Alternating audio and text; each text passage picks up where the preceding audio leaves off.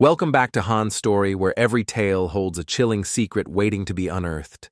If you're drawn to mysteries, disappearances, and stories that haunt you long after they end, make sure to subscribe, hit the notification bell, and share this video with someone who loves a good mystery.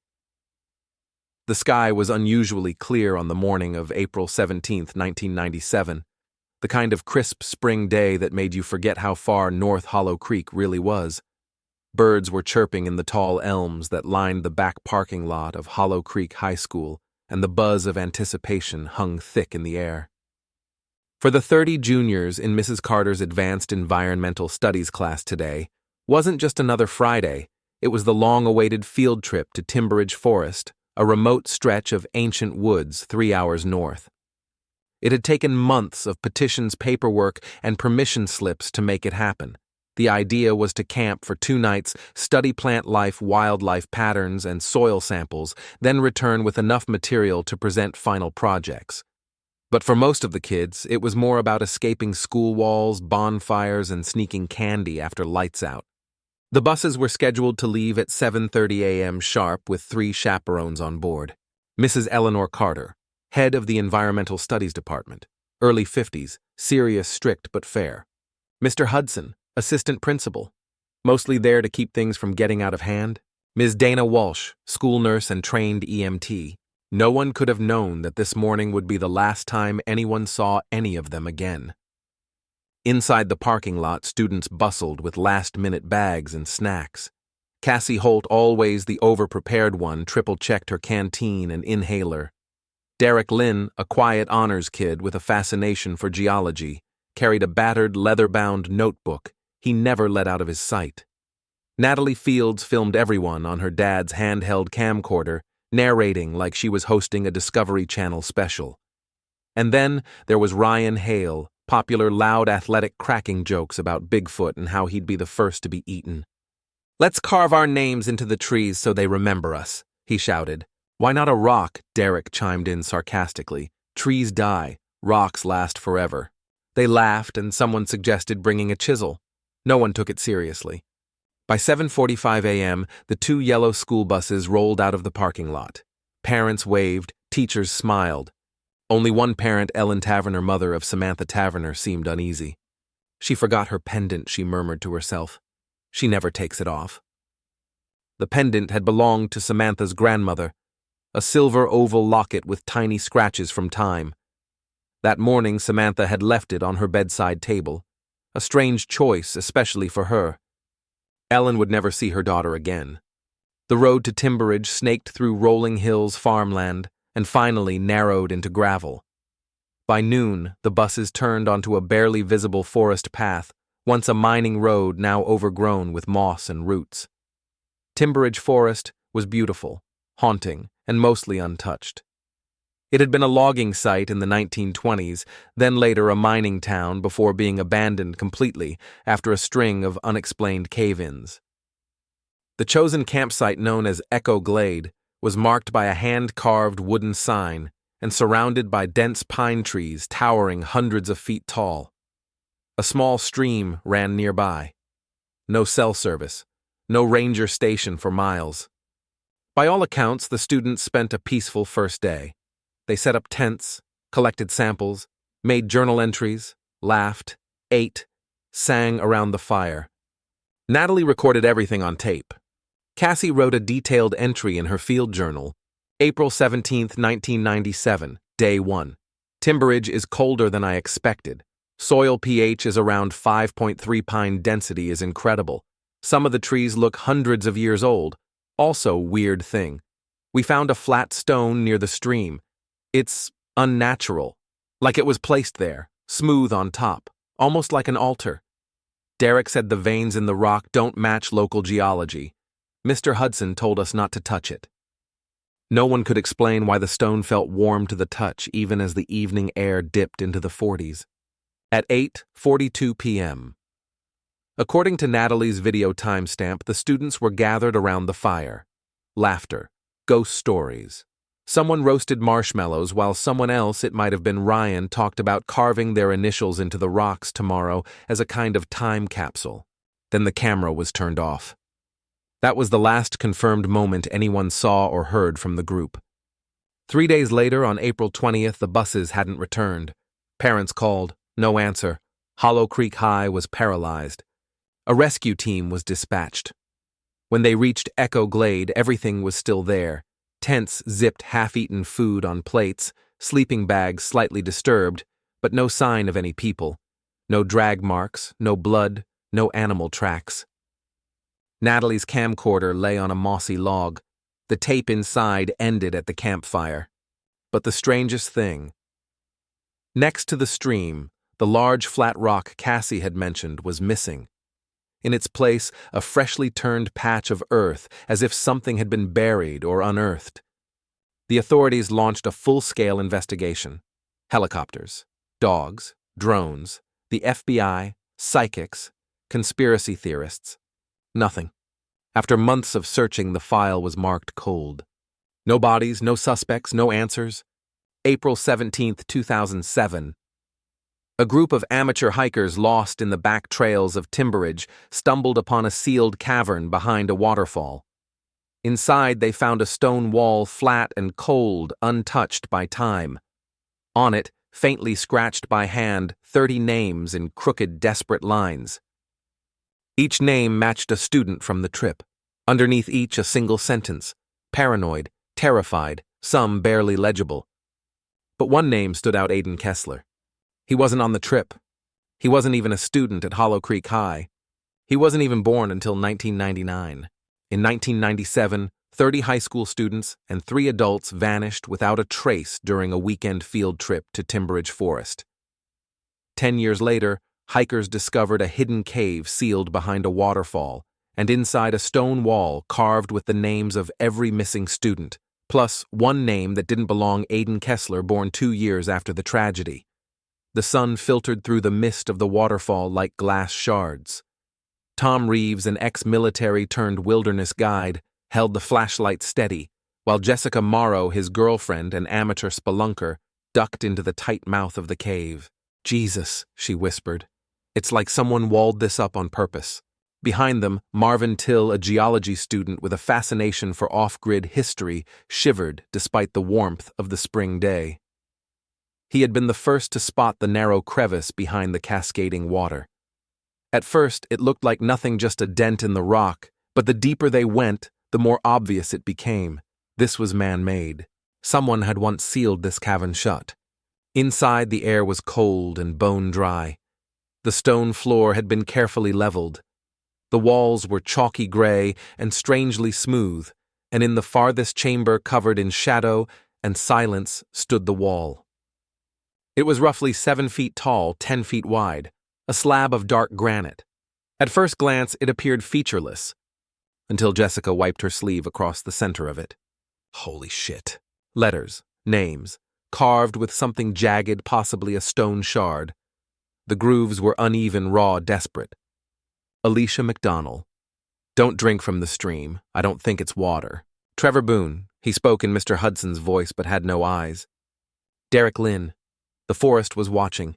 Then it began to whisper. 30 names. All matching the official list of the vanished students from 1997, and below each a brief cryptic message. Not a single one of them was calm. Some were incoherent, others chillingly precise. Tom kept reading. "Ryan Hale, I thought it was a joke. I thought it was Natalie. Then it wasn't. Natalie Fields. It made me record things. It showed me faces that weren't mine." Marvin knelt beside a name that looked more recent. The etching was cleaner, less weathered. Aiden Kessler, no message underneath, just the name. He turned to Tom. "Who the hell is that?" That night, the hikers camped nearby, too stunned to sleep. They reported their find anonymously via satellite message. Within 48 hours, a federal survey team arrived. The area was taped off. The hikers were quietly interviewed and dismissed. Publicly, the forest was declared unstable due to a minor landslide. All trails leading to the waterfall were shut down. Privately, however, the FBI reactivated the Timberidge cold case, digging up the files for the first time in a decade. Lead investigator Ann Lockhart, a young agent new to the Bureau, was assigned the case. What drew her attention most wasn't the 30 familiar names, it was the one that didn't belong. She cross-referenced birth records. There was indeed an Aiden Kessler born in 1999 in Spokane, Washington.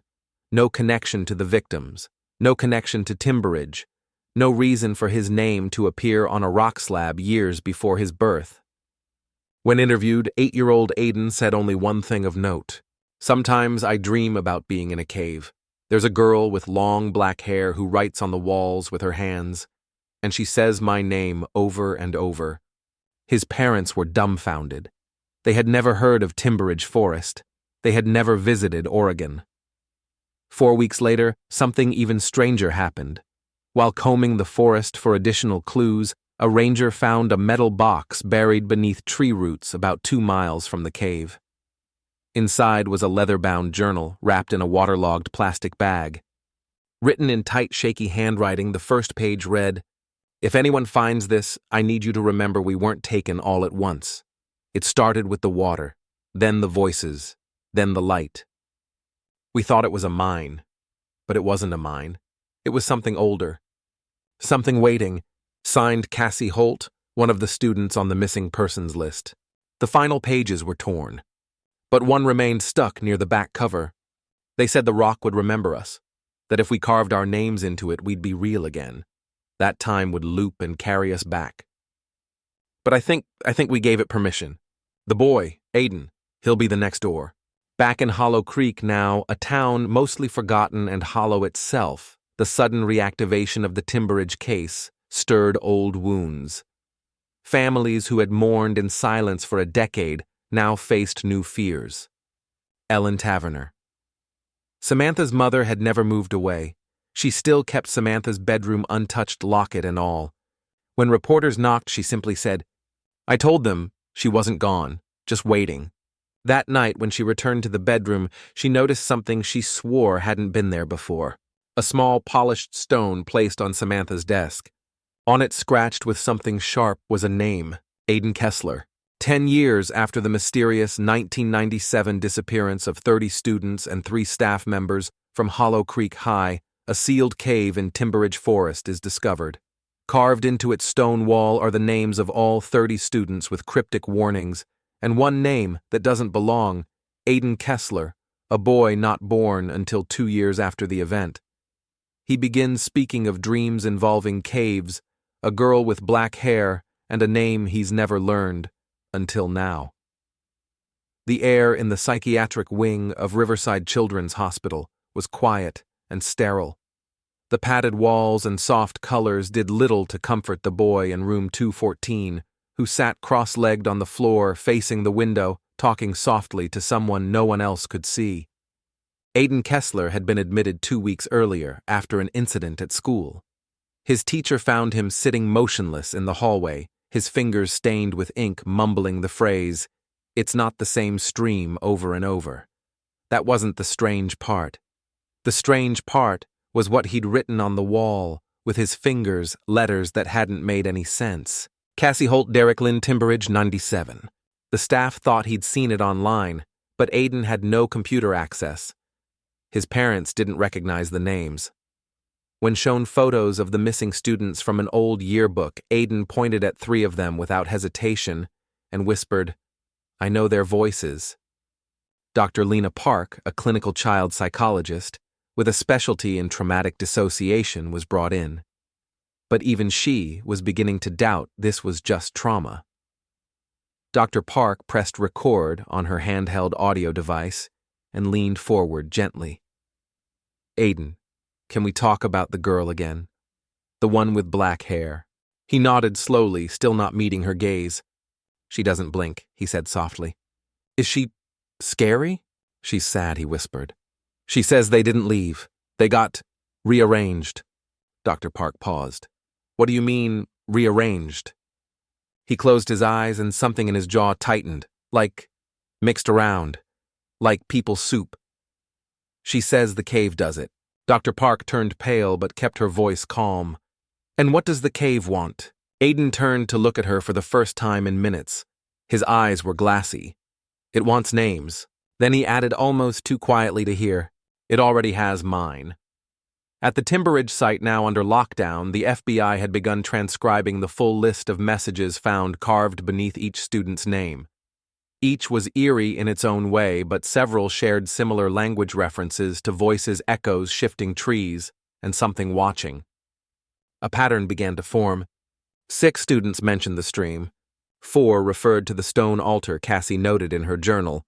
7 talked about changing appearances as if their friends weren't who they claimed to be. 9 spoke directly to someone named Lyndon. Lyndon said we'd survive if we listened. Lyndon isn't human. Don't follow him. We thought Lyndon was Derek. Then we thought he was Mrs. Carter. Then we couldn't remember who Derek was. One carving deeper, more violent than the rest read, Lyndon, Lyndon, Lyndon, Lyndon, Lyndon, scratched into the stone dozens of times. No teacher or student named Lyndon had ever been on the field trip. Back in Hollow Creek, retired school secretary Martha Elgin, now 74 and nearly blind, heard about the discovery on a local news segment. Something gnawed at the back of her mind the name Lyndon. She knew it. But from where? She rummaged through an old storage bin in her garage, where she kept copies of school rosters, yearbooks, and staff files just in case the district lost their brains. Inside, a battered manila folder labeled Field Trip 97, Carter, she found something that didn't belong. An additional permission slip. Signed and dated. Student Lyndon Gray, age 17, guardian unknown, allergies. Non-emergency contact, N.A. But here was the thing, there were only 30 students officially listed on the trip. Lyndon Gray was never on the class list, never enrolled, no photo in any yearbook, no student ID. It was as if someone or something inserted themselves into the trip unnoticed. Martha tried calling the Timberidge case hotline. No one answered. By the next morning, the slip was gone from her folder. Aiden was drawing with charcoal on white paper. The shapes were not those of an 8-year-old twisted tree trunks, a cave with spiral patterns at the entrance eyes, dozens of them drawn in overlapping circles. And at the center, a stick figure carved in the stone. Dr. Park watched silently. Then Aiden spoke without turning. He's coming for the girl next.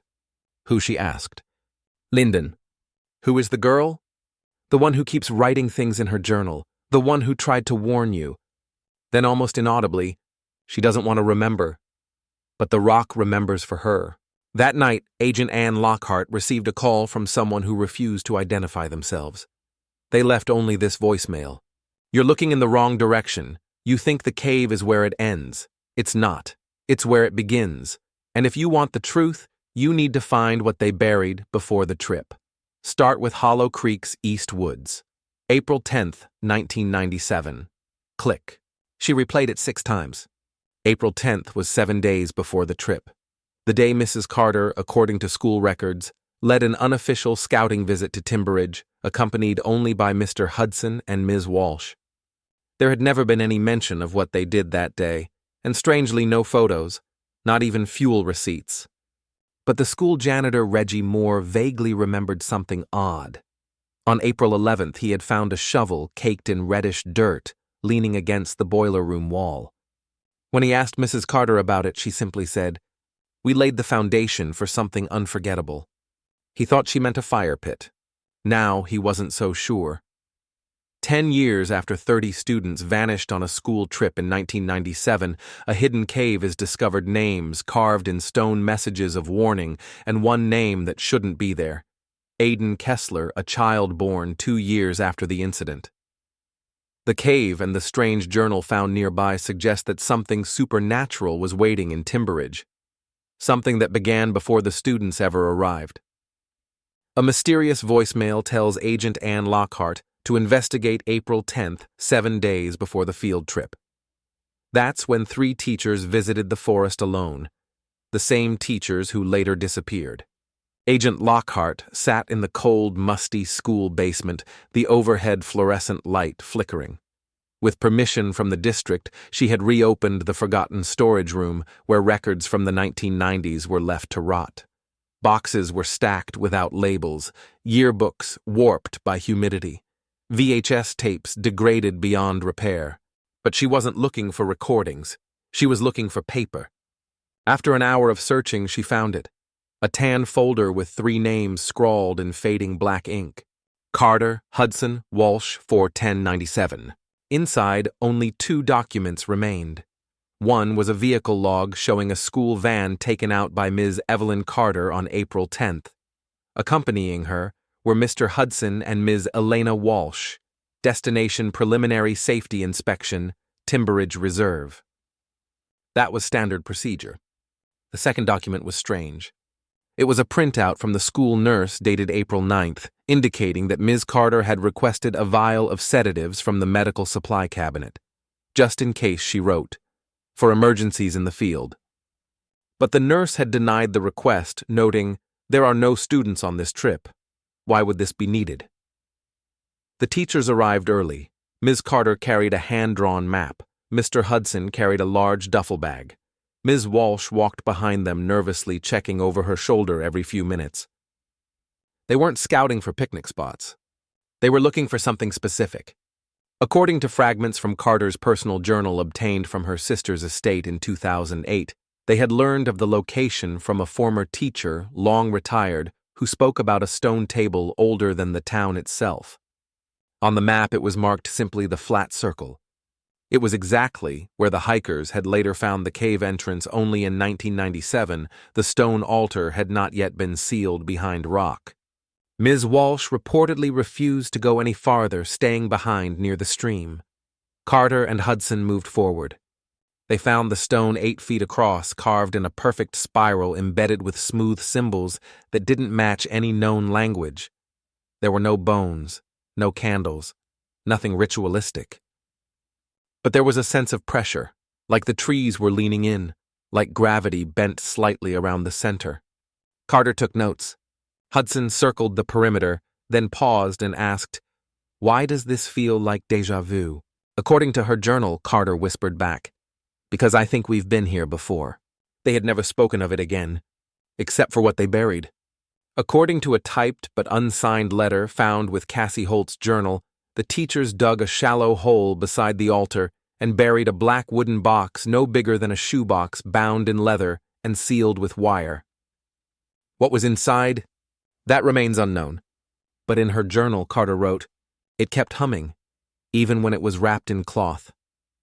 I don't think it wants to be underground. We bury it, we erase the path. We bring the students in next week and mark the area forbidden. That's the end of it." Clearly it wasn't. With the tip from the anonymous caller and the recovered journal entries, Agent Lockhart submitted a classified request to unseal the original site under FBI supervision. The problem? It had shifted. The area where the altar had been was now beneath the rock wall, the one with the carved names. The only way to reach it was to break through the cave wall. Specialists drilled carefully, making a narrow cut near the edge. The moment they pierced through, a wave of warm air poured out. And then a sound, like hundreds of whispers trying to speak through cotton. One of the agents turned to Lockhart and said, "Do you hear them saying names?" At Riverside Children's Hospital, Aiden had begun refusing to sleep. He cried out when the lights were turned off. He claimed he could see Lyndon's face in the dark. Dr. Park asked what Lyndon looked like. Aiden said, "He doesn't have a face unless you think of one. He uses yours if you let him." He had also stopped using pencils, claiming they scratched the names too loud. One night, a nurse found Aiden standing at the mirror in the bathroom, staring at his own reflection. On the mirror, written in condensation, "You said my name, that means I can say yours." The story was beginning to leak. A local blogger posted photos from the sealed cave names carved in stone, including Aiden's. The town spiraled into panic. Old rumors resurfaced. The trip was never meant to return. Some students had reported sleepwalking weeks before. One janitor swore he saw Evelyn Carter carving something into her desk the day before they left. The desk still sat in room 204, long since reassigned. The new teacher, Mr. Ellison, heard the rumors and pried up the carved wood. Underneath the scratched surface, a message had been etched in strange characters, but one part was in English. If you read this, it's already started again. The last page of Cassie Holt's journal was smeared with ink, but some of it was still readable. Lyndon told us the rock is a seed, and when we say our names out loud, we water it. I was stupid. I told it my whole name. He says next time we'll be the ones watching, and there will always be another Aiden. 10 years after 30 students disappeared on a field trip to Timberidge in 1997, a sealed cave was discovered, names carved into its stone walls, warnings etched by terrified teenagers, and one name that didn't belong: Aiden Kessler, a boy not born until 2 years later. As authorities dig deeper, they uncover signs that the mystery didn't begin in the forest, it was planted there before the trip even started. Something was buried at the site. Something with a name. Meanwhile, Aiden starts to act strangely, claiming a faceless being named Lyndon is coming for him. And back in Hollow Creek, Agent Ann Lockhart finds a new clue that leads her straight into the past, and straight into a lie no one was ever supposed to discover. It wasn't supposed to happen. Classes had barely resumed after the incident. Grief counselors sat in every hallway. Most students couldn't make eye contact with each other.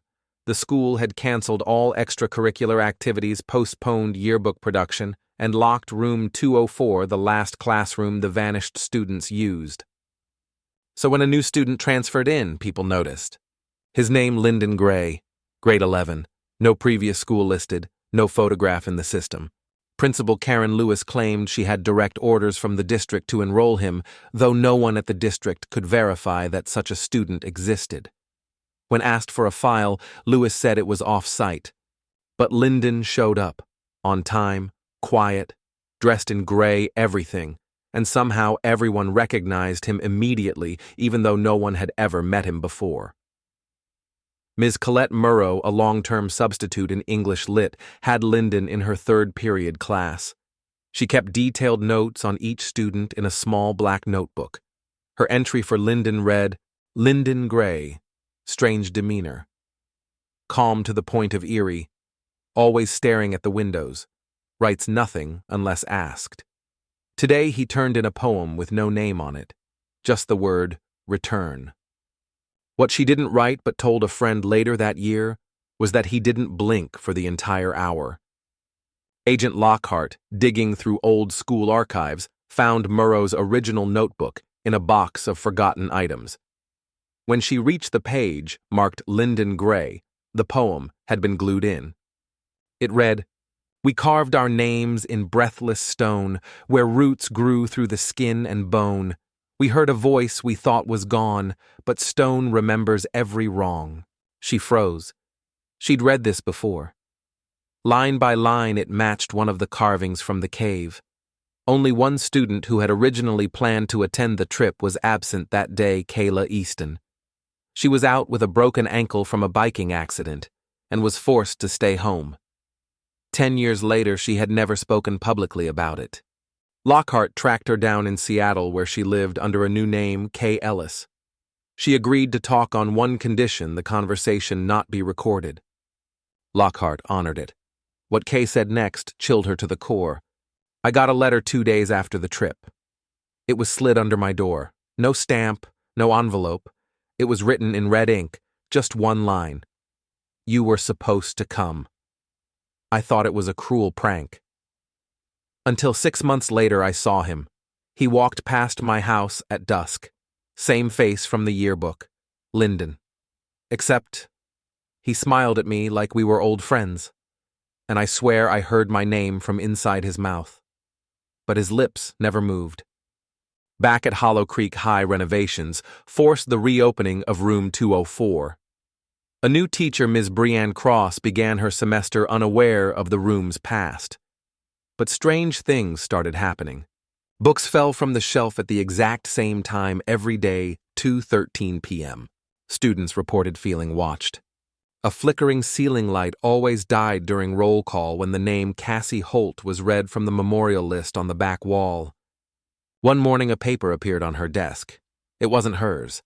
The top of the page read, "To those who remember we never left." It wasn't typed. It wasn't handwritten. It was etched into the paper. In a dusty school yearbook dated 1997-1998, Lockhart found something impossible. Page 43, class photos. There in the back row of Class 11B stood a boy in a gray jacket. The photo had been printed wrong. His face was blurred, almost smeared. Everyone else's was crystal clear. But the name list beneath the photo included someone who wasn't in any other record. Our 17 Gray Linden. The entire class had signed their names around the border of the photo. One signature stood out scrawled backward in what looked like charcoal. We were never 30. Back in Riverside Hospital, Dr. Park noticed Aiden had started drawing again. But this time, the picture showed a classroom. Desks, a chalkboard, a row of children, all facing front. Except one. In the back corner sat a figure without a face, just a mouth. And on the blackboard, Aiden had written, "He came back, but not for us." A decade after the mysterious disappearance of 30 students during a school field trip in 1997, strange evidence begins to surface. Names etched into a cave wall deep in Timberridge Forest. A boy named Aiden Kessler, born after the incident, somehow linked to it. A faceless entity called Linden that appears in dreams, drawings, and memories and may have walked the halls of Hollow Creek High under an identity that never should have existed.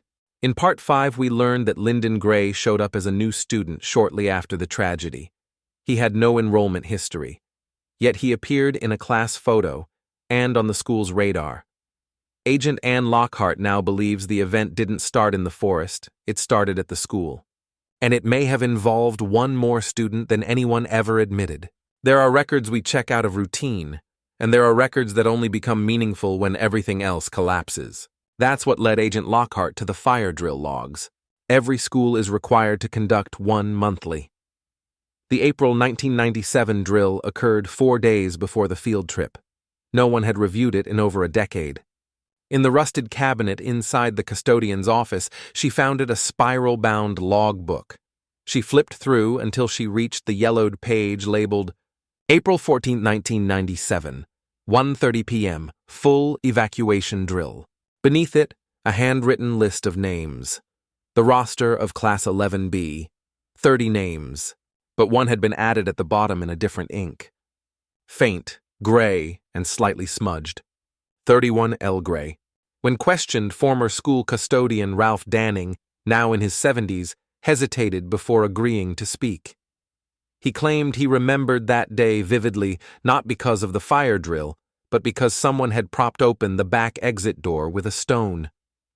Not a regular rock, he told Lockhart. It was round, flat, like it had been carved for a purpose. Felt warm when I picked it up. He'd thrown it into the woods behind the school that afternoon. 2 days later, his dog ran into the woods and never came back. Ralph never told anyone. Until now, Ms. Evelyn Carter, one of the 3 teachers who led the doomed trip, had left behind more than just her journal. A sealed envelope addressed to future faculty was found inside a copy of Lord of the Flies donated to the school library in 2002. The envelope went unopened until now. Inside was a single page. If you're reading this, then you've opened what we buried. We told the students they were going on a nature trip. That much was true.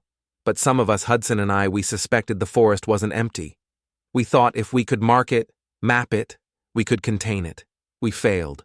They were never 30. They were always 31. One just didn't need a seat. At the hospital, Aiden Kessler had grown silent. He no longer spoke to Dr. Park, no longer asked for crayons, but at night he could be heard whispering from under his blanket. 30 in, 30 out. One stayed behind, but now the door's open again. Security footage from the hospital caught something strange one night. Aiden, asleep, raised his arm and pointed to the far corner of the room. There was nothing visible there. Until the next morning. A single stone was found on the floor, smooth, round, warm to the touch. It had a symbol etched in the center, a spiral that never ends. The official records from the 1997 field trip listed all 30 students. Cassie Holt, Liam Drew, Natasha Burke, the names of those lost. But Lockhart noticed something chilling. She had printed that exact document from the digital archive only 2 weeks earlier. Now, on a second review, the document had changed. Digitally, someone or something had altered the PDF metadata. A 31st name was listed at the bottom, no student number, no ID. Linden Gray? She compared it to her printed copy. That name wasn't there before. She checked the document's last modified date. Modified June 16, 2025, 3:06 a.m. that morning, students had begun talking. Room 204 was again experiencing problems. Lockers opening without keys. A substitute teacher reported hearing her own voice repeated to her, though no one else was in the room. Then came the incident with the fire alarm. At 2:13 p.m., same time books always fell, the fire alarm blared even though there was no drill scheduled. As students exited the building, a staff member took a head count for Ms. Cross's class. She noted 30 students, but the attendance list said she only had 29 enrolled. She couldn't remember the face, just that he was quiet. He stood in the back of the line, and when she asked for his name, he smiled but didn't answer. Only after reviewing the security footage did they spot him. Blurry. Unidentified. Wearing gray. Agent Lockhart returned to Timberidge last night. She planned to go back into the cave to investigate further. She left a voicemail at 1:42 a.m. It ended with a whisper. He's not in the forest anymore. He's here. The 1997 disappearance of 30 high school students during a field trip remains unsolved until strange clues begin resurfacing a decade later. One more name appears on the roster. Lyndon Gray, a student no one remembers enrolling, yet his name is carved in stone inside the cave where the students vanished. In the last chapter, a fire drill log listed 31 names, not 30. A photograph from 1997 thought to be complete now bears a blurred figure in gray. Strange phenomena plague the reopened room 204. And now Agent Ann Lockhart is missing, last heard whispering into her phone. He's not in the forest anymore. He's here. And this morning, one of the 3 teachers who vanished during that fateful trip just walked back into the school. It started with a knock. At 6:47 a.m., Principal Karen Lewis arrived early, as she always did on Mondays. She was still unlocking the administration office when someone knocked on the glass doors at the main entrance. She turned. At first, she didn't recognize him. Then she dropped her coffee. It was Mr. Julian Hart, the AP chemistry teacher who disappeared in 1997. Same age, same gray corduroy blazer, same glasses. His school ID was clipped to his pocket. He looked exactly as he had 10 years ago. He wasn't older. He wasn't younger. He hadn't aged a day. Surveillance footage from the front entrance captured his arrival, but there was something wrong. While Principal Lewis cast a clear morning shadow across the tile floor, Julian Hart didn't. Even under bright sunlight, his silhouette was missing, and the glass of the front door didn't reflect him. School nurse Diane Wilcox checked Mr. Hart's vitals. Pulse normal. Blood pressure normal. Temperature slightly cold. Pupils unresponsive to light. He spoke calmly, polite, smiled often. When asked where he had been for 10 years, his response was, "I've been in class. They never dismissed us. Lyndon kept asking questions, so I stayed, but now we're moving to the next lesson." Mr. Hart had only 2 items on him. A lesson plan dated April 18, 1997, the day before the trip. A small stone wrapped in a piece of notebook paper. The paper was torn from a student's spiral-bound journal. The handwriting was shaky, possibly from a child. It read, "Don't let him teach again. He doesn't remember he's not real." At 10:00 a.m., Hollow Creek High held an emergency meeting. Julian Hart had been taken to the faculty lounge. Multiple staff described feeling a strange pressure in their ears when standing too close to him. One counselor reported sudden nosebleeds. 2 others said they briefly lost time. They looked at the clock, blinked, and 10 minutes had passed. When asked again about the field trip, Hart became confused. He muttered, "The bus was too full. We let one walk beside us. It wore someone's name. Someone forgot their shadow. That's how it gets in." Back at the hospital, Dr. Park reviewed more of Aiden Kessler's drawings. Aiden was still silent, but now he only drew in charcoal-refusing crayons. The latest picture showed a classroom without windows desks, arranged in a circle with a single figure standing in the center, its head split open chalk dust spilling out like smoke. Written at the top in block letters, "Mr. Hart is teaching the wrong subject." On the back of the paper, in softer graphite, Aiden had written a question. Did Lyndon give him back, or did we send the wrong one? A local police lab took Julian Hart's fingerprints. They matched sort of.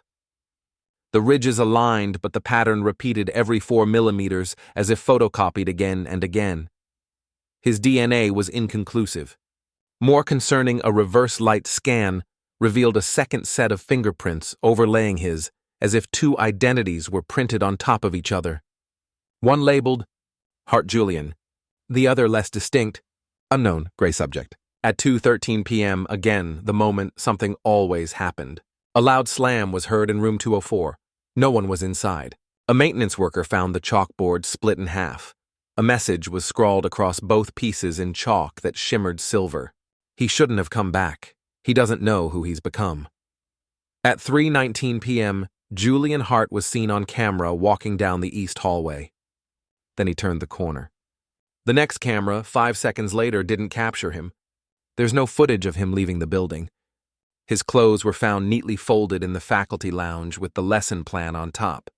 No blood, no trace, no shadow. At 3:24 p.m., Dr. Park heard something. Aiden spoke. Just once. He said, "The substitute failed. The lesson starts again tomorrow." Then he closed his eyes and began humming. Julian Hart, one of the 3 teachers who vanished with 30 students during the 1997 Hollow Creek High field trip, reappeared 10 years later, unaged, unnaturally calm, and without a shadow. After cryptic statements and a disturbing presence, he vanished again within hours, leaving only his folded clothing behind. Aiden Kessler, the boy born after the tragedy, who continues drawing and whispering messages from the void, finally spoke again. The substitute failed. The lesson starts again tomorrow. Now a woman has come forward. She was a student at Hollow Creek. She was supposed to be on the trip. She missed the bus that morning. But what she remembers is impossible, because she swears she saw the same bus leave twice. Claire was 17 in 1997, a junior, quiet, bookish. She wasn't close to most of the students on the trip, but had signed up late hoping to break out of her shell. But on the morning of April 19th, Claire missed the departure. She had gotten sick, stayed home, and never boarded the bus. That fact saved her life, but also cursed her memory, because Claire saw something no one else could explain. And for 10 years, she kept it to herself until the resurfacing of Mr. Hart and the name Lyndon Gray appeared on public record. That's when she called Agent Lockhart's office. Only Agent Lockhart is now missing. So Claire spoke to Dr. Park. "I was at home in my bedroom. I had strep throat. My mom wouldn't let me go, but I remember going to the window when I heard the bus. It was a Saturday and I heard the sound outside. I saw the school bus leave. It was just after 7:00 a.m. I remember seeing Cassandra Holt wave out the back window. I remember her green scrunchie. I thought, that could have been me. So I went back to bed. But at exactly 7:16 a.m., I heard the bus again. Same direction, same road. I looked again. It was the same bus, same route, same driver. Except Cassandra Holt waved again, but this time she was sitting on the other side of the bus. Claire's old bedroom window had a direct view of the street. She had taken a photo that morning with her disposable Kodak camera. She never looked at it until recently. She had kept the negatives. Dr. Park helped her digitize them. 2 photos 16 minutes apart. Same bus, same license plate, same number 457. Only difference. In the second photo, a boy in gray stood in the stairwell of the bus blocking the driver from view. He hadn't been there in the first. Zooming in, his face is slightly blurred. His eyes look like static. Claire never remembered taking that second picture. Claire showed Dr. Park her yearbook. She wanted to prove that Lyndon Gray was never listed as a student, that she would have remembered if someone with that name was part of her year. But now when she opens the Hollow Creek High 1997 yearbook, Lyndon Gray is listed. Page 118, Class 11B. Same photo as always, a blurry boy at the edge of the frame, collar too high, eyes unfocused. But this time under his name someone had handwritten, "See you again soon, save a seat." Claire swears that writing wasn't there before. She's never let anyone borrow her copy. But something was worse. Her own picture, the one under Claire Ellison, was gone. In its place, Cassie Holt and her signature green scrunchie. Dr. Park contacted the State Education Archive. He asked for an original 1997 student roster. The first file they sent listed Claire Ellison as a Hollow Creek student until junior year. A second copy pulled an hour later had no record of her ever attending. Not as a junior, not as anything. Claire's existence was starting to slip. Room 204 again. Students evacuated that morning after a foul odor emerged from the walls. Maintenance broke open the back paneling. Behind the plaster was an old wooden board, likely predating the building's last renovation in the 60s. Scrawled in thick chalk, "Only 30 can go. The 31st holds the door." And under it in red chalk, no one had in their supply cabinet. She saw twice. She split the time, closed the loop. That night, Claire suffered a seizure. When EMTs arrived, she was repeating a phrase over and over. "Don't let him wave. Don't let him wave. Don't let him wave." Later in the hospital, she told Dr. Park that she finally remembered what was different between the two bus departures. The second time the bus left, there was no driver. The boy in gray was steering. And he waved at me, just me. That's when the loop began. When she was discharged, Claire opened her wallet to find something wedged inside. A folded slip of paper, aged, wrinkled. Not in her handwriting. It said, "You were supposed to be the 31st. Why did you stay home back at Hollow Creek? An old-school hallway mural painted by Class 11B in 1997 was being restored. Workers scraped away the faded paint. Underneath the mountains and trees was something else. A set of 31 stick figures, handprints above them, names etched in messy strokes. One name had been painted over completely. They used UV light. It read, Claire Ellison crossed out and beneath it, taken too late." The first sign that something was wrong with the counselor's file came from a basement storage room at the district office. A janitor named Mel Alvarez was cataloging outdated records when he found a folder wedged behind a rusted filing cabinet. It was damp, but intact, labeled in red pen trip roster, April 1997, HC High. He didn't think much of it until he noticed the discrepancy. The form listed 29 students, not 30. And yet every public record news report and official investigation stated 30 had gone missing that day. 30 students, 3 teachers. That was the tragedy. That was the number etched into Hollow Creek's collective trauma. But here it was in original ink carbon paper still clinging to the back, signed in blue by the school counselor at the time, verified, and filed Melanie Rhodes. Mel Alvarez turned in the folder without hesitation. He didn't want anything to do with that trip. Not after what his niece Cassandra Holt had written in her journal the night before she vanished. He didn't tell the officials that part. He kept that to himself. But he couldn't shake the feeling that the number 30 was never right to begin with. Melanie Rhodes had left Hollow Creek 2 years after the incident. She had a nervous breakdown, resigned quietly, and moved to a small cabin on the edge of Willowford Lake. When Dr. Park arrived at her door, she didn't open it. Not until he said the name Lyndon Gray. That changed everything. Her voice cracked through the wood. "I didn't write that name," she said. "But it's on every copy now." When she finally let him in, the air smelled of mildew and burned paper. Files were stacked in tall columns, redacted photos, duplicate yearbooks, scribbled note cards taped over mirrors. She hadn't slept much. Her hair was grayer than her age should allow. "I filed the report," she admitted.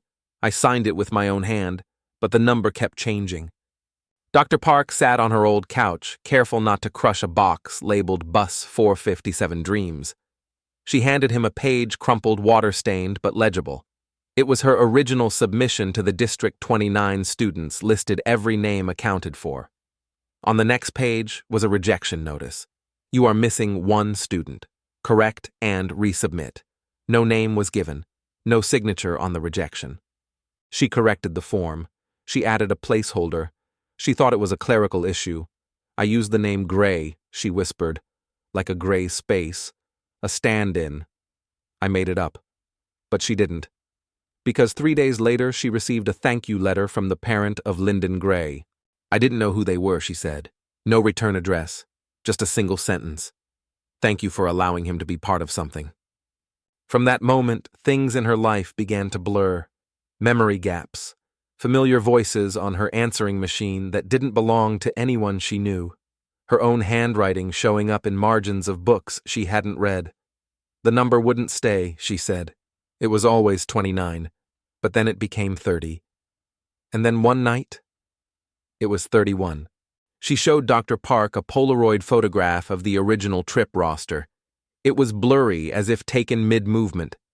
On the page, someone had scribbled over the bottom name with a heavy graphite pencil.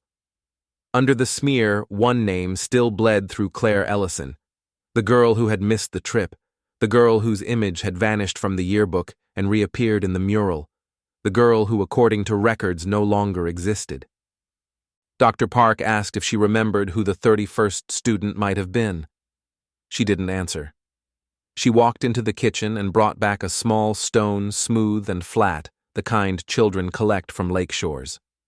Carved into its surface, tiny and precise, were the words, "I stayed behind to let him in." "Did you carve this?" Dr. Park asked. "No," she said. "I found it in my mailbox last week." Later that night, she gave Dr. Park access to her old counselor's notes. Buried between the folders was a report she had never submitted. It detailed a conversation she claimed to have had with a boy who didn't appear on any school roster, thin pale, always in gray. She wrote that he would appear outside her office between classes, always asking if there was room for one more. She assumed he was a younger sibling of a student, but one detail stood out. He carried a rock in his pocket, rubbed it constantly, and whispered to it when he thought no one was watching. She never found out who he was. She left the school after hearing his voice one night on her home phone. The call had come from inside her own landline, no dial-out, no incoming, just a voice saying, "I'm ready to go now. It's my turn." The following morning, a single gray glove had been found on the counselor's desk. No one claimed it. As Dr. Park left the cabin, Melanie handed him a slip of paper. It was blank. "Wait," she said. "Give it a moment." Under the moonlight, slowly faint handwriting began to appear, as if written in invisible ink. It read, "The original 30 never returned. They just looked like them." And below it, "Stop counting, that's how he gets through." As Dr. Park walked away from the cabin, his phone buzzed. An email from Hollow Creek's administrative archive had just come through, the latest roster update of all students who went on the 1997 trip. It now listed 32 names. He opened the file. The 32nd name, Anne Lockhart. She hadn't been born until 1982. She hadn't been a student. She had been the agent investigating the case. But now the records listed her as one of the original students, and that she'd never returned from the trip.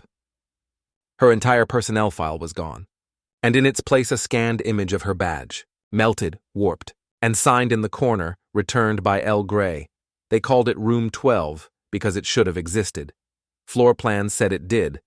The original 1954 Hollow Creek High blueprint clearly showed 12 classrooms on the second floor, even assigned to specific instructors. But by the time any modern student walked those halls, Room 12 had been reduced to a sealed wall between the science lab and the staff lounge. No door, no window, no indication it had ever opened. Just smooth plaster that had been painted over dozens of times. It was a corner nobody noticed until Aiden Kessler touched it. That Friday morning, the boy stood in front of the blank wall with both hands pressed flat against the surface. His lips moved, though no one heard words. When Dr. Park and Nurse Vela found him, he was humming a 4-note pattern and breathing in time with some invisible rhythm. The wall was warm. Not room temperature warm, body warm, as if it were alive, as if someone were breathing just beneath the plaster. Aiden turned to them and whispered, "She's still in there." The boy had never been inside that room. No student had. Yet he described its interior in detail: old green chalkboards, 10 desks, a broken rotary phone hanging from the back wall. A filing cabinet that never opens unless you ask it a question. And in the very back corner, a mirror that doesn't reflect you back unless you already know what you look like. "I'm not allowed in yet," he said. "She is. Because she never left." "Who is she?" Dr. Park asked, kneeling beside him. Aiden didn't blink. "Agent Lockhart." Before Dr. Park could respond, the power in the building cut out. No announcement, no flicker, just instant darkness. And in that quiet vacuum of hums and fans and hallway chatter, one thing became clear. Behind the wall, someone knocked. 3 slow knocks, then silence. A maintenance crew was called. They found nothing unusual. No crawl space, no signs of a hidden door, just layers of old sheetrock and structural framing. But one thing confused them. Embedded deep between the studs right at chest height was a metal panel no more than 5 inches wide, tarnished and scratched with the letters RM12 etched in uneven strokes. When one of the crew tried to unscrew it, his tool snapped. Another worker's phone started playing a voicemail, his own voice recorded weeks prior saying, "I shouldn't have said yes. I shouldn't have answered him." None of them had any memory of recording it. Dr. Park requested thermal imaging. The scanner picked up a cold space almost perfectly rectangular behind the wall. The temperature inside it read 11 degree. Colder than the wiring, colder than the air ducts, and yet no ice, no moisture, just stillness. The school board wanted it sealed again. Dr. Park insisted it remain under investigation. He needed more. Answers, patterns, something to make this make sense. That night, he dug into building permits. In the earliest documentation, Room 12 was listed as a liminal behavioral containment chamber. No further explanation, no architect's signature, but a strange note written in pencil at the bottom margin, built for the 31st, accessed by the one who lingers. He knew who to call. Claire Ellison hadn't spoken since her seizure, but when Dr. Park showed her the room's schematics, she wrote a single word on the back unfold. He wasn't sure what she meant until he laid the blueprint on the floor and folded the paper. When he brought 2 marked corners together, ARN 12 and Room 457, a third mark emerged from the crease, a symbol carved faintly into the paper. A circle with a horizontal line through it, intersecting 3 vertical dots. The same symbol from the back of the Polaroid. The same one carved into the smooth lake stone in Melanie Rhodes's mailbox. The same one found etched faintly into the back window of bus 457, only visible under UV light. The same symbol Aiden now drew on every piece of paper he touched. That night Room 12 was broken into. No alarms, no forced entry. But when janitors came the next morning, the smooth wall had changed. Now in thick black marker, someone had written, "Stop counting." And below it 32 names, all the original 30, then Julian Hart, then Anne Lockhart, and finally, beneath the others, Dr. K. Park. His name was last, but someone had started carving a 33rd name beneath his. Just the letter A, followed by a deep scratch across the plaster as if whoever or whatever had started writing it changed their mind. Or wasn't finished yet. Behind the wall they heard breathing. Slow, uneven, as if someone or something was waiting for their turn. And this time the knock wasn't 3 beats. It was one long drag like fingernails across wood. Then Aiden Kessler spoke again. "She's not stuck, she's watching."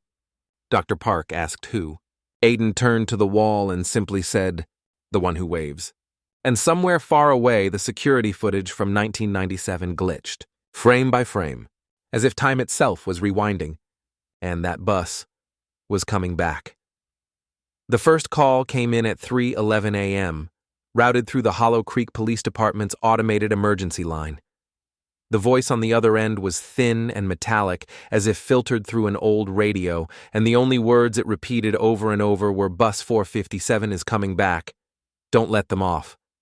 Dispatchers assumed it was a prank, until the night patrol spotted the headlights. The bus emerged from the tree line behind the old mill road, where the forest had grown dense and wild over the years. There hadn't been a path there in decades, but somehow its tires left no tracks, its engine emitted no sound. The vehicle glided forward, not idle, not stalled, just coasting its exterior almost untouched by time. The number 457 still faintly visible on the rusted side panel. Its front windows were fogged from the inside, and its windshield wipers ticked in slow, steady arcs, though the sky was clear. No driver was visible. No passengers moved, and yet the headlights never faltered. The sheriff and two deputies followed in silence, unsure what they were witnessing. As they approached the back of the bus, they noticed something off the license plate had been etched over by hand, its original numbers gouged out, replaced with the symbol a circle crossed with a line, and 3 vertical dots dug in with something sharp. And then they heard it. From inside the vehicle, a soft tapping, a single finger against glass, in a pattern, rhythmic, patient. When they circled to the front door, the bus hissed open on its own. But what greeted them wasn't horror, it was stillness. No bodies, no bones, no screams. Only 30 worn school backpacks lined up neatly on the seats, each one zipped shut, facing forward as if waiting for a roll call. The air smelled faintly of river mud and burned sugar. And in the back row, propped against the window, was a yearbook Hollow Creek High 1997, with one photo circled in red ink. Claire Ellison. She had never been on the bus. Yet in this copy her image was there. But something else had changed. Her name had been replaced by L. Gray. The deputies wanted to tow the bus. But the tires were sunken slightly into the road, not onto it, like the weight of the vehicle wasn't real. Like it was halfway between being there and not. One deputy stepped aboard to inspect the rest. His flashlight flickered the moment he crossed the bus's threshold. He found a single note tucked in the overhead compartment above the driver's seat. Not everyone who leaves is gone. Not everyone who returns is whole. And next to it another small, smooth stone, with the words it waved back. Back at the school, Dr. Park reviewed the footage from the moment the bus re-entered town. On 3 separate cameras, at 3 different intersections, the reflection of the bus was present, but the bus itself was not. He rewound the footage slowly, frame by frame. At exactly 2:59 a.m., a shadow passed through the intersection. A shape, but not mechanical. A line of 30 figures walking single file. Each had a backpack. Each held something in their hand, though the objects were impossible to make out. The video stuttered and warped at the same time on every feed, as if time itself was rejecting the evidence. And at the back of the line, walking alone, Anne Lockhart. Her file still showed her as missing. Her badge still listed her birth year as 1982.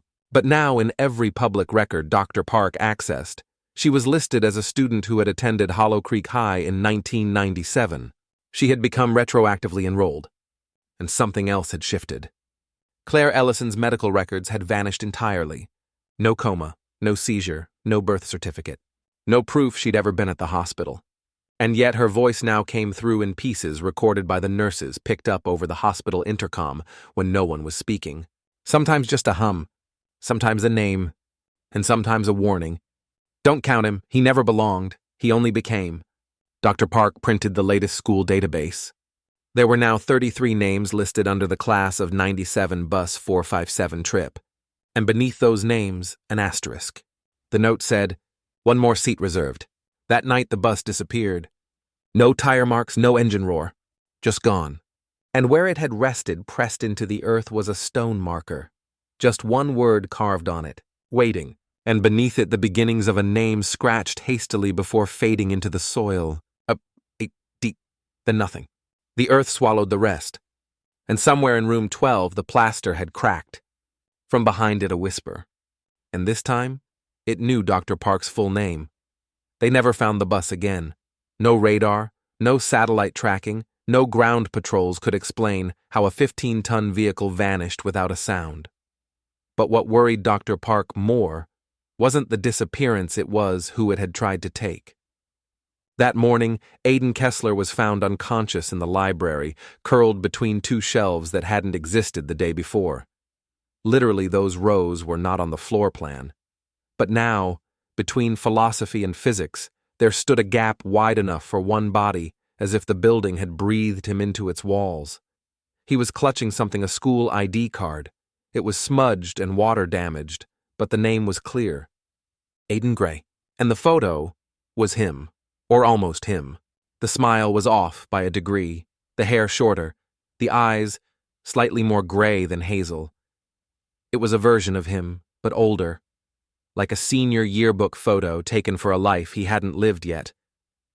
Dr. Park stared at the name, then at the card, and finally at the boy, as he lay motionless on the cot in the nurse's station. When Aiden finally stirred, his first words were, "I don't think I'm the real one." The room went still. "I saw them," he said, voice dry and distant. "They're not trapped, they're rehearsing." Rehearsing. Dr. Park couldn't begin to interpret that until later that day, when he returned to room 12. The wall was different again now, bearing a chalk outline of a door, as if someone had drawn the entrance but never opened it. He touched the center. The wall was warm, and from inside, faint and flickering, came the sound of a school bell. Not the current digital tone Hollow Creek used, but the heavy, clanging bell from the late 90s. A mechanical groan echoed behind the plaster. Then a voice. Familiar, female, calling roll. Dawson Mark, present. Hale Rebecca, present. Griggs Tanya, present. One by one, the names of the missing students, calmly, rhythmically, until the voice reached Gray Aiden. There was a pause. Then she repeated it louder. Gray Aiden. Silence. And finally absent. Again, a loud scratch screeched across the wall like chalk on slate, then silence. Dr. Park stumbled back, heart-hammering. His hand grazed the panel where the strange metallic plate had been. It was gone. In its place, someone had etched a sentence. The only thing that doesn't belong is the one who wasn't invited. He thought of the old yearbook, of Aiden's name appearing where Claire Ellison's used to be, of the ID card with the future version of Aiden labeled Gray. And then he remembered Claire's whisper caught over the hospital intercom. He returned to the hospital that night and reviewed Claire's EEG scans. One sequence, one burst of neural activity stood out. It had appeared the same night the bus returned. A massive spike, not seizure, not trauma. It looked deliberate, coordinated, a signal. So he tried something mad. He played the EEG activity back as sound. A ridiculous idea, but in its waveform there was rhythm, cadence. And when he translated the signal into audio, what he heard chilled him. It was a voice, garbled, warped, barely there. But it said he wrote his name in the wrong place. Dr. Park froze. He printed the last available copy of the 1997 class list. 30 names, all accounted for. But Aiden's shouldn't have been there. Yet it was, at the bottom, and beneath it in a smaller font as if edited in later. Correction made. Subject transferred from room 12, 3:03 a.m., June 12, 2007. Transferred. That was the night the bus returned. The night Aiden was found humming at the sealed wall. The night someone knocked and then stopped counting. It wasn't that Aiden didn't belong to this world. It was that he had been reassigned to it. A space left vacant, a slot needing to be filled. Dr. Park looked back at the last photograph found in Anne Lockhart's belongings, the one discovered in her sealed file weeks ago. It showed a class trip, the 30 students gathered around a campfire, their names printed neatly beneath the image. But one student in the center had no label, no name. His face was turned slightly blurred as if the photo had caught motion. But Dr. Park recognized the figure now. It was Aiden, already standing there. In 1997, in a photo taken 10 years before his birth certificate existed. He hadn't been born. He'd been invited in, and the student who should have been there who had vanished just before the trip was L. Gray, the missing 31st, the one who waved. June 13th, 4th, 23 a.m. The hospital surveillance recorded Dr. Kieran Park standing in the pediatric ICU hallway, frozen in place. His hand clutched a printed photograph, the 1997 class trip image where Aiden stood at the center. The problem wasn't just that Aiden was in the photo. It was that in every copy, digital or physical, the moment you looked directly at his face, you forgot the names of the others. Even Park, whose memory had been sharp, his entire life, couldn't recall the faces around the fire after staring at Aiden's for too long. When he tried to reread the name tags beneath the picture, they would blur. Not digitally, not by resolution in his own mind. By noon, he began to question more than the photograph. He questioned memory itself. He requested the school counselor's notes from 1997, Handwritten pages, no digital backups. One particular line in shaky cursive stood out from a dated March 4th entry. Liam Gray has been withdrawn from enrollment by parents. Unclear reason, says he is transferring. But the mother denies this. My son never came home. Liam Gray, L. Gray. Aiden's middle name, he never had one. So where had the Gray identity come from? And what had been lost to make room? At 3:01 p.m., Nurse Vella called Dr. Park to the ER stairwell. Etched into the fourth step, hidden beneath peeled paint. And time was a familiar symbol, the circle with a cross line and 3 vertical dots. But now beside it, someone had added, I waved, he waved back. Beneath that, a set of initials, LG, and the date, June 13th, 1997. It was the night the 30 were last seen, the night Liam Gray disappeared. The counselor's logs confirmed he was at school that day. He boarded the bus. His backpack was logged by the driver. But his name never made the field trip roll call, and in the only surviving footage of the morning departure, a shaky VHS tape recorded by a parent, there was a boy standing on the edge of the parking lot just beyond the line, raising his hand, as if waving goodbye. No one responded. No one noticed. Except the camera. Except something else.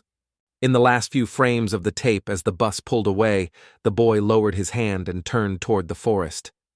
And behind him, in the shadow between the trees, a second shape moved. Human-like, but too tall, limbs too long. It leaned forward not to follow, but to mimic. To wave back. That motion, that act was the beginning. Claire Ellison, now semi-conscious and scribbling erratically in her recovery journal, began drawing the same symbol again and again. But now, it was changing. The circle had begun to crack. The line fractured. The 3 vertical dots stretched into fingers. And beside them in red crayon she had written, The mirror let him in, but only because someone had to look away first. Dr. Park returned to room 12 one final time that day. The wall was no longer sealed. Not open either, but transparent in a way no materials should be.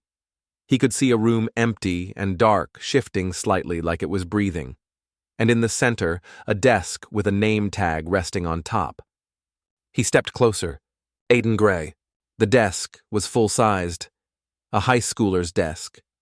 But the papers atop it were blank pages with ink stains that shifted when you stared too long, like they were waiting for a story to be written.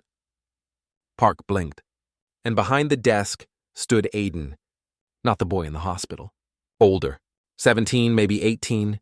The age he'd be now if he'd really gone on that trip in 1997. The older Aiden smiled sadly, then raised his hand, not to wave, to gesture. Come in. Dr. Park stumbled backward, heart racing. He turned around and suddenly the hallway behind him was gone. In its place, the bus. Bus 457. Park was inside it somehow, standing in the center aisle, and the 30 seats were occupied. Each student turned slowly one by one. Their eyes weren't angry. They were waiting, expectant. And in the last seat by the back window, a boy sat alone. He wore a gray hoodie, his face pale blank. He looked up and whispered, I only waved. That's all I did. Behind him, the forest moved. Not trees, the shadow. And suddenly the sound of the bell clanging like the old Hollow Creek one echoed through the air. Present, the students said in unison. And one by one they vanished. Empty seats. Only Aiden remained. Older Aiden. And he whispered, I'm not the replacement. He is.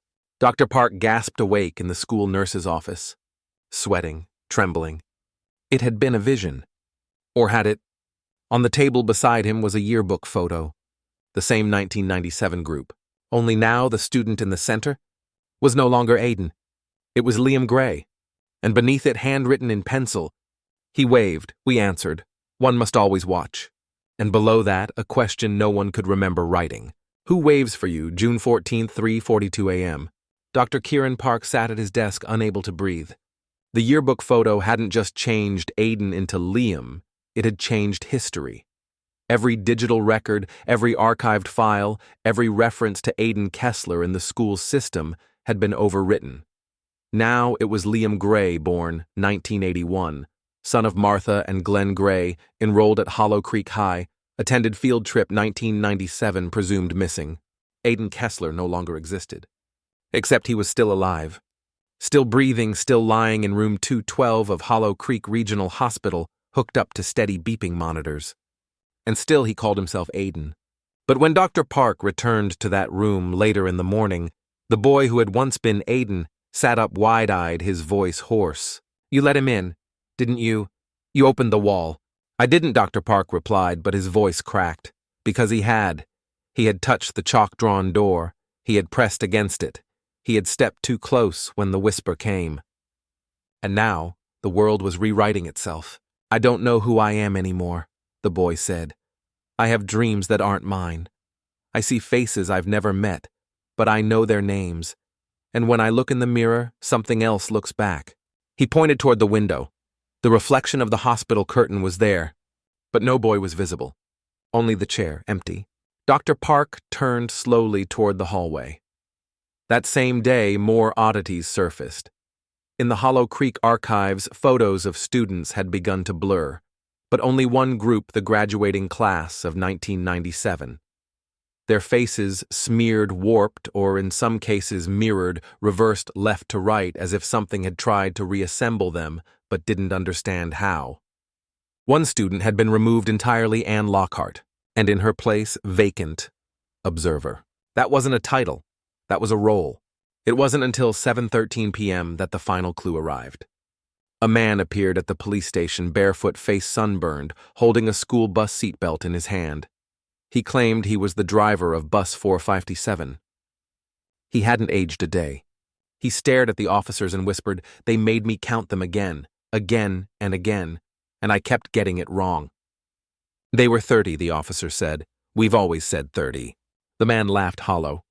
"No, it's 31. Always was. Only one wasn't real, and only one remembered." He pulled something from his pocket, a small river stone, smooth, black, with something etched in it. A perfect circle, no crack, but instead of 3 dots, one single eye. He held it out to the officer and whispered, "He watched when we looked away." Then collapsed. He died before morning. No ID, no fingerprints on record.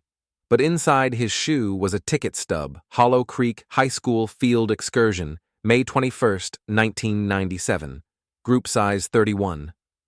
Dr. Park, now spiraling into something deeper than obsession, returned to room 12 with a flashlight and chisel. The wall that had been see-through was now sealed again, but humming faintly with heat. He carved along the edge where the chalk door had once been. Underneath, he found wood. Old wood, not construction drywall. Not from 2007 when the building was renovated. He peeled back the layers until he revealed a small square hatch. A latch. He opened it. Inside was a desk old and splintered with 31 carved names.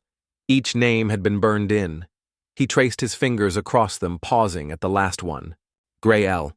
Next to it, scratched more recently, almost childish, was a single word. Mine. The lights flickered. The hatch slammed shut on its own. But not before Dr. Park saw his own name being scratched beneath Liam's. He hadn't written it, but it was his handwriting. And behind the wall, soft and cold, a voice said, "You were the one who looked away. You were always the one."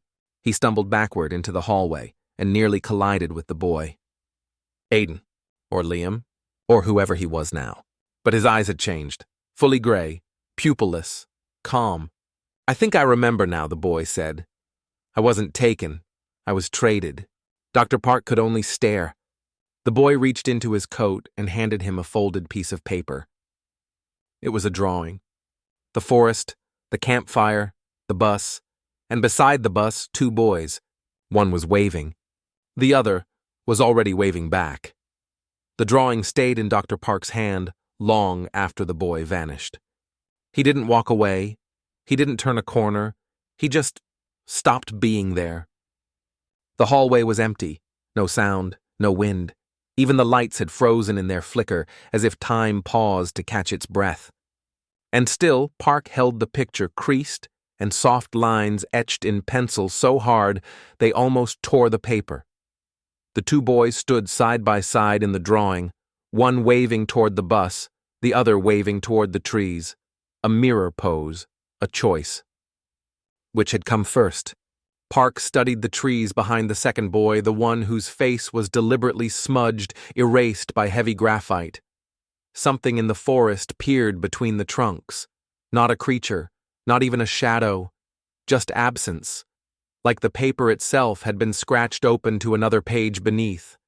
And through that gap, something watched and waited. That night the rain returned to Hollow Creek for the first time in weeks. A warm, suffocating rain that steamed off the ground in thick mist. In the hospital, room 12 remained sealed, but the wall no longer hummed, it breathed. Inside the desk, now locked and untouched, 31 names were carved. Only now 2 were missing. One was Aiden Gray, the other Kay Park. Dr. Park had stopped showing up to work. His office remained intact, but the whiteboard bore a final message written in red dry erase ink. If there were 30, the story ends. But if there were 31, someone still waits. On June 16th at dawn, 2 hikers stumbled across an unusual sight in the ruins of the old Hollow Creek campground. The fire pit, long buried by ash and years, had been uncovered. Around it were 31 stones each engraved with initials, but one had been freshly disturbed, LG. Beside it, another with no initials. Just a single word replaced. Investigators were baffled. The surrounding forest showed no signs of disturbance. No tracks, no wildlife. But 3 phones belonging to the hikers later recorded audio clips they swore they hadn't taken. In one clip, the crackling of fire. In another, the voice of a teacher calling out names. And in the last, he didn't go missing. He went where he was needed. Later that month, the final yearbook of 1997 was displayed during a memorial exhibit at Hollow Creek High. The names of the 30 students who vanished were etched in gold below the class photo. But one visitor, an elderly woman, paused before it and frowned. "My son," she whispered. "My Liam. He wasn't supposed to go. He stayed home that day. He was sick." She pointed to the photo, finger trembling. "That's not him. That's not." But when she turned to speak, her voice failed. She forgot what she was going to say. Forgot who she was speaking of. Forgot why she came. She looked down at the program in her hand. It simply read, "In remembrance of those lost, class of 97 and the one who watched." 1 week later, room 12 was quietly removed from the hospital registry. The wall was painted over. The door sealed shut. Patients were no longer placed in that wing. But late at night, staff sometimes heard a faint sound, a bus door hissing open, a list of names being called, and one voice always last whispering, "Present," even when no one answered.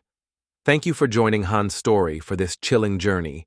If this story moved, disturbed, or intrigued you, please subscribe for more original fictional mysteries every week. Like, share, and comment below what you think really happened at Hollow Creek.